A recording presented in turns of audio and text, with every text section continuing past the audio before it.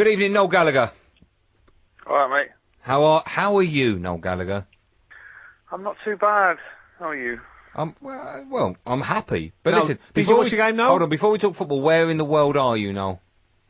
I'm still in Australia, in Melbourne. And is it sunny? Is it raining? Are you in your room? Or are you bored? It's very sunny. I'm not bored yet. It's only 10 o'clock in the morning. Okay. Do you sunbathe? No, I can't really imagine you going to the pool in your Speedo sunbathing. I'll get someone else to do that for me. You're not joking either. I've got a little guy who goes out with the Speedos on, gets a tan for me, and then comes back in a few hours. Did you say, there you go. You broke up. You said you got a little guy in your Speedo. Is that what you said? Just the two, yes.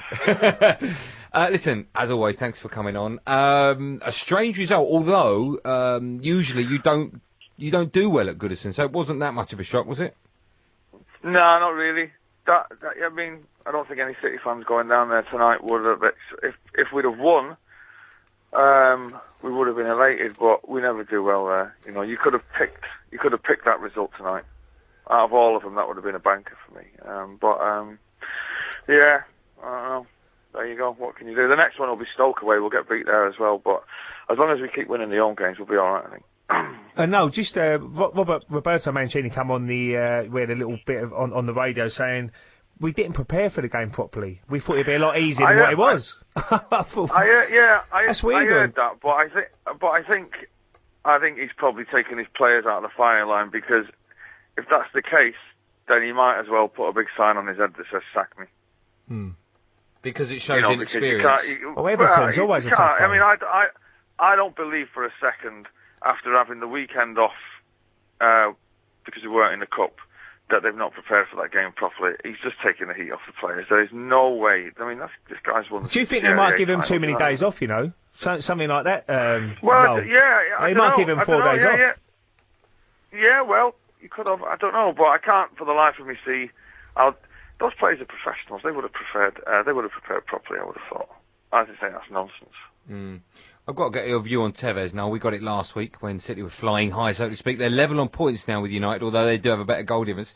There's still no way in your mind whatsoever that if you're lacking firepower, you're taking back. Okay, firstly, you're level on points with us. Okay, right? yes. We're not level on points with you. Okay. All right? Yeah. Right. So let's get that straight. Okay. Both clubs are level on points. No, they was there first. Tevez, I told you Tevez 6 months ago wouldn't be going anywhere. And yet you went through the charade of that window and all that nonsense. He's not going to go until the summer, and he won't go until they get 35 million euros. The end. But I wouldn't say worried, but I can understand Man City fans being worried if the lack of firepower. I mean, tonight you didn't score a goal, and you've got someone that is, without doubt, a class striker who's not even in the squad. But he's been on the beach for 4 months, I think, whatever he's been doing. I don't really think it's an option. I mean, we don't know what's gone on behind the scenes, but if you're, I mean, I don't know, I mean, they're both hot-headed characters, Mancini and Tevez. The damage has been done there. There is no way on God's green earth he's playing for City again. I just can't see it. I can't see it. And yeah, I mean, in an ideal world, if Tevez would have, I mean, I've said this before, if he would have gone on that night in Munich, he'd be in the starting 11 now, because Dzeko ain't doing it, do you know what I mean? And we'd probably be 18 points clear. But I've said it a million times, his agent is a tricky customer, and he wants to keep moving him on, because that's where the cash is. Now, I don't think, if he goes back to City, I don't think he'll, I mean, symbolically, he's not left, but I don't think he'll ever go back to City. We know how important Yaya Toure is to your team as well. Does this highlight it even more now? Well, I think any club in Europe are going to miss. Both me and Yaya are away on international duty, and I think I'm back next week, and then it's only a couple of weeks after that Yaya comes back. So I'll steady the ship when I get back next week, and then when Yaya gets back, the procession will be on to the championship. So, all is not lost. And also Kolo Toure, because at the moment I think he'll get a game as well, wouldn't he? No? No, I wouldn't have thought so. I don't know. Vinny and Les got a pretty solid. Yeah, I thought so. I don't know. Yeah, I'd have thought Vinny and Les got a pretty solid. Yeah. I'm not sure about this Pizarro. I was going to ask that. You and I spoke earlier on this morning about him, and is he 31, 32 years old? I'm not sure. I mean, because we're not exactly short of numbers in midfield. We've got about 8 midfielders. It's not like he's a 20 goals a season midfielder. I mean, unless they just bought him playing the Europa League while he rests Silva and Nasri, I don't know. That seems a strange one to me. You'd have thought he'd gone out and got a centre forward, wouldn't you? Were you surprised that they didn't buy big in this transfer window? I mean, predominantly, not a lot of clubs do in the January one. I'm not surprised he didn't buy like a permanent, like a 30 million striker, because all the good ones are taken up now. But I thought if you're going to get somebody on loan, a midfielder, we've got plenty of those. We've got 8 or 9 of those. Good ones and all, do you know what I mean? It's not as if we're lacking in that area. Let me just get your view now. I don't know if, excuse me, I don't know if where you are, you're getting all the football results. I'm guessing so, because this is the 21st century. Get your views on a few other results that came in. Spurs beat Wigan 3-1. That was the big game on Australian television. We'll work that one out. Do you know what I mean? And Chelsea, City and United are going for the title, and they put Tottenham and Wigan on Australian telly. Not a clue over here. Yeah, that was strange. But listen, a good result. Tottenham and Wigan, you could have picked that result. I think all the results went according to plan tonight. United owns Stoke. Stoke play every single ground in the country, apart from when they go Old Trafford, when they just don't even bother turning up. Chelsea. Swansea, they drew 1-0 with Chelsea, and Chelsea just nicked it in the last minute, a deflected goal as well. Yeah, they sounded like. I mean, they sounded unlucky, but Chelsea, it's over. Forget them, it's over. That kid will be going back to Portugal by next season. Do you think so? You don't think ABB will be there at the start of next season? No, he's the David Brent of the Premier League, isn't he? He is. He's always talking about tacticalisation and the philosophy, and he's just nonsense. He's nonsense. Well, he made a big decision tonight. He had Cahill and they just bought, and he's left him on the bench again. John Terry was out injured.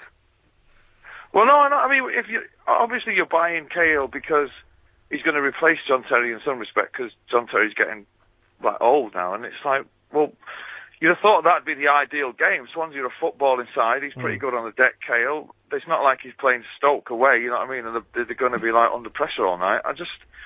He's a nonsense character, that manager.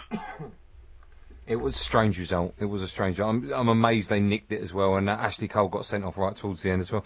Wolves nil. But that wasn't Everton's goal a major deflection as well, though? Well, I suppose when Gibson hit it was. Yeah, it was. Yeah, but they all count now. Don't moan about it. No, I'm not. Listen, I'm not moaning about it. I'm sat here looking at wild kangaroos. I'm not moaning about it. Is that on the telly or out your window? It's out the window. Oh, okay. It was a heavily deflected goal. But hey ho. And it's worse that it was. Darren Gibson. I know, right? Yeah. And Phil Neville was in the team as well. Explain this to me. Go on. Why is his name spelled Darren? I can't. If I'm being honest, I can't. I'm guessing it's a bit like Darren Brown is spelt with an E and not a. I don't know. Yeah, well, that's always weirded me out. That. Anyway, carry on. Darren. I don't know. Someone out there will know. Darren Gibson. Darren Gibson. Yeah. Strange. It is bizarre. Wolves lost at home 3-0 to Liverpool, and Andy Carroll scored. Yeah, Andy Carroll back with a pop. Good for him. Listen, Noel, thank you so much for coming on. What's your plan for the rest of the day? Are you playing tonight, or are you going to have some fun, or what? I played last night. I'm going to go and throw myself under a kangaroo this afternoon, I think. Is that a sexual term, or actually? It might be in Essex, mate. Not where I come from. Is it going well out there? You enjoying it? Yeah, it's great. I'm having a great time. I love. I don't know if you've been out here, but it's an insane country. It's absolute. The news channels over here, it's like some spoof flash show kind of show. This should be called Aussie News. It's madness, but I do like it. It's great.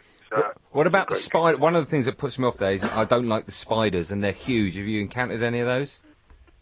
You do see a few. I was in a car once going from Melbourne to some gig about 40 miles away, and a spider was in the car when we left, and we somehow managed to get it out the window of a speeding car up a motorway. And on the way back, we found it clinging to the roof. How big was it? About 9. It was huge. It's about the size of. said the actress to the bishop. Yeah, it's about the size of a small mouse. Do you know what I mean? I thought you were going to say man. No.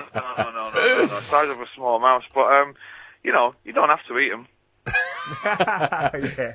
No, thank you so much. A real pleasure, pal. I'll speak to you soon. Have a safe journey back as well. All right, Cheers, Noel. Thanks, all right, mate. in a bit.